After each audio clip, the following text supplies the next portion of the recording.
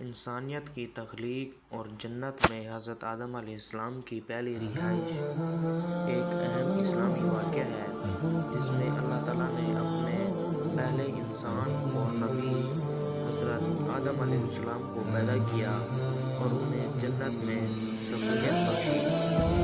اس واقعے میں خدا کی عظمت، تخلیق کا اعلیٰ مقصد، انسانیت کے وجود کی حکمت اور اللہ تعالیٰ کے فرمان کا بیان ہے۔ قرآن پاک میں بیان کیا گیا ہے کہ اللہ تعالیٰ نے حضرت آدم علیہ السلام کو مٹی سے پیدا کیا۔ سورۃ صاد آیت نمبر 71 میں اللہ تعالیٰ فرماتا ہے، بسم اللہ الرحمن الرحیم، جب تمہارے رب نے تم سے کہا، میں ایک بشر پیدا کرنے والا ہوں سیاہ گھاڑے سے جو فسانے کی حالت میں ہے۔ اللہ تعالیٰ نے حضرت آدم علیہ السلام کو پیدا کرنے کے بعد اپنی روح ان میں پھونکی جس سے وہ زندہ ہو گئے۔ اس عمل کو وضاحت میں قرآن میں فرمایا گیا، پھر جب میں اسے مکمل بنا لوں اور اس میں اپنی روح پھونک دوں تو تم سب اس کے لیے سجدے میں گر جاؤ۔ سورۃ حجر آیت نمبر 29۔ حضرت آدم علیہ السلام کی تخلیق کے بعد اللہ تعالیٰ نے تمام فرشتوں کو حکم دیا کہ وہ آدم کو سجدہ کریں۔ سب فرشتوں نے اللہ کے حکم کی اطاعت کی اور حضرت آدم علیہ السلام کے سامنے سجدے میں گر گئے، تاہم شیطان نے اللہ کے اس حکم سے انکار کیا اور کہا کہ وہ آگ سے پیدا ہوا ہے جبکہ آدم مٹی سے۔ اس پر اللہ تعالیٰ نے فرمایا، کہا، اے ابلیس، تجھے کیا چیز سجدہ کرنے سے منع ہوئی جبکہ میں نے تجھے حکم دیا۔ سورۃ الاعراف آیت نمبر 12۔ اس گستاخی اور تکبر کے باعث اللہ تعالیٰ نے شیطان کو جنت سے نکال دیا اور اسے قیامت تک کے لیے ملعون قرار دیا۔ اللہ تعالیٰ نے حضرت آدم علیہ السلام کو جنت میں رہائش دی اور ان کی تنہائی دور کرنے کے لیے حضرت حوا علیہ السلام کو پیدا کیا۔ اللہ تعالیٰ نے انہیں جنت کی نعمتیں عطا کی اور فرمایا، اور ہم نے کہا، اے آدم، تم اور تمہاری بیوی جنت میں سکونیت اختیار کرو اور جہاں سے چاہو خوشی سے کھاؤ، مگر اس درخت کے قریب نہ جانا ورنہ تم دونوں ظلم کرنے والوں میں سے ہو جاؤ گے۔ سورۃ بقرہ آیت نمبر 35۔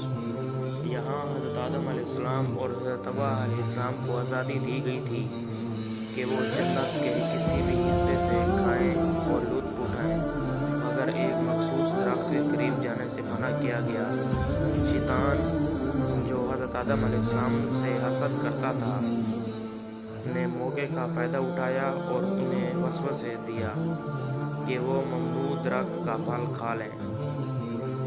اس نے انہیں دھوکہ دیا کہ اس درخت کا پھل کھانے سے وہ ہمیشہ جنت میں رہیں گے یا نہیں، عظیم بادشاہی حاصل ہوگی۔ قرآن میں اس کا ذکر کچھ اس طرح ہے، پھر شیطان نے ان دونوں کو وسوسہ ڈالا تاکہ ان کی شرمگاہیں اور ایک دوسرے سے چھپائی گئی تھی ان پر ظاہر کریں، اور کہنے لگا، تمہارے رب نے تمہیں اس درخت سے اس لیے منع کیا ہے کہ کہیں تم دونوں فرشتے نہ بن جاؤ یا ہمیشہ زندہ رہنے والوں میں سے نہ ہو جاؤ۔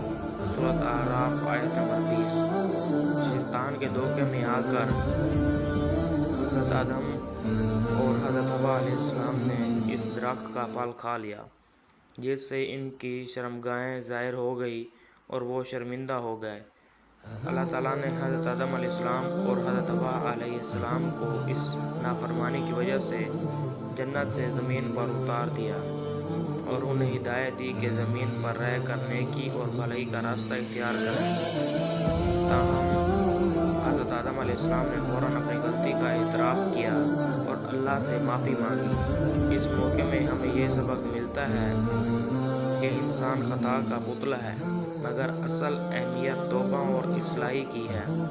پھر آدم نے اپنے رب سے چند کلمات سیکھے اور اللہ نے ان کی توبہ قبول کی۔